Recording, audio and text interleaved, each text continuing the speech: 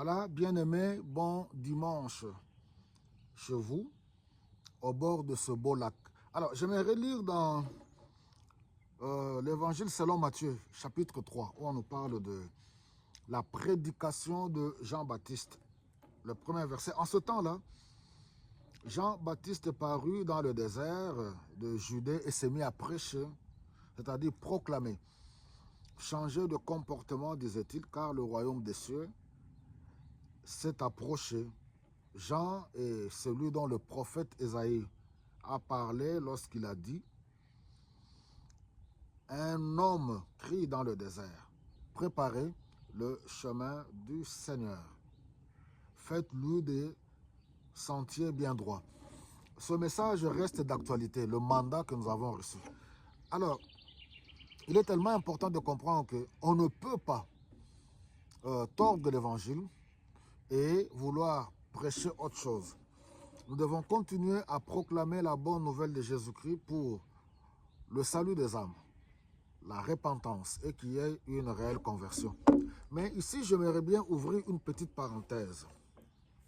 Est-ce que lors des prédications dans nos églises locales, le pasteur ou l'orateur est-il appelé à crier tout le temps? Parce que nous sommes dans un monde moderne. Il faut comprendre le contexte de l'époque. Nous avons tous les appareils aujourd'hui, nous avons le micro. Je ne dis pas tous. Et souvent, les gens confondent. Ils pensent que quand un homme de Dieu se met à crier et à mettre en avant les émotions, les gens qui s'élèvent, qui crient, et on pense que c'est ça l'onction. Pas nécessairement. Donc, nous devons comprendre. Je dis, à chaque fois qu'un orateur se met à crier, pour que la salle soit électrifiée, ça ne veut pas dire que réellement c'est ça l'onction. Dieu agit de différentes manières. Vous connaissez l'expérience du prophète Élie lorsqu'il attendait, quand Dieu lui a dit d'aller l'attendre pour qu'il puisse se manifester à lui. Alors, quand nous prenons dans l'ancienne alliance, j'aimerais ouvrir une parenthèse. Au Moyen-Âge, par exemple, au Moyen-Âge, il y avait celui qu'on appelait un héros, c'est-à-dire H-E-R-A-U-L-T. Un héros, c'était un officier qui devait proclamer le décret du roi ou annoncer que voilà, il va y avoir une guerre.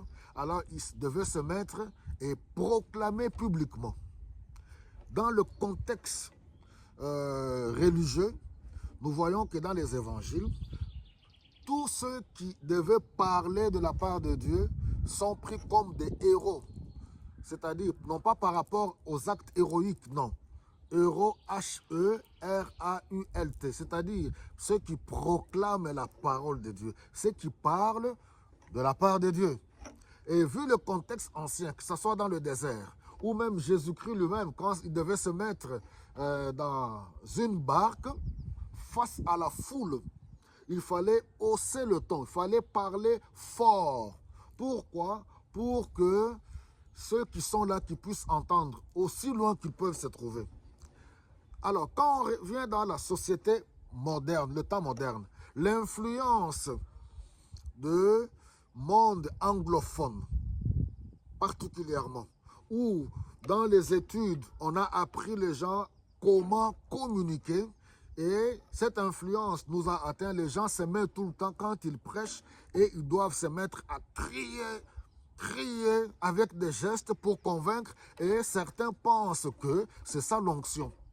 Et quand quelqu'un se met à transmettre calmement la parole de Dieu, vous trouverez dans les milieux évangéliques ou dans les milieux pentecôtistes, surtout dans nos communautés, à maintes reprises, j'ai déjà entendu les gens dire « Ah non, ce pasteur-là n'a pas l'onction. » Pourquoi? Parce qu'il transmet calmement la parole de Dieu. Il n'y a pas de raison de crier. On n'est pas là pour chercher à susciter des émotions. Pas du tout. La parole de Dieu n'est pas là pour chercher les émotions, électrifier la salle, pour que les gens se mettent dans un état excitatoire. Parce que aussitôt après, quand ils sortent du culte, ils oublient tout. C'est la parole de Dieu que nous transmettons. À l'école du Christ, j'ai dit, c'est une école. La marche avec le Seigneur, c'est une école où nous venons apprendre, où nous étudions la parole. Nous sommes des étudiants. appuyés par le Saint-Esprit, nous apprenons la parole pour la mettre en pratique, pour la vivre, et non pas chercher à mettre les gens dans un état d'excitation où les gens n'ont aucun fondement biblique, où les gens ne comprennent pas du tout les choses de Dieu et ils vivent dans les émotions, criant, sautant, chantant. Ce n'est pas mauvais de crier, de chanter, de danser pour le Seigneur. Mais le but, c'était, à chaque fois qu'un homme de Dieu crie lors de la prédication, pourquoi on doit crier? Vous avez les micros, il y a des baffles, c'est une petite salle. Vous trouvez une petite salle de 15, 20, 30, 100 personnes, le prédicateur se met à crier de tous côtés, transpirant. On cherche quoi? Que le Seigneur vous bénisse abondamment.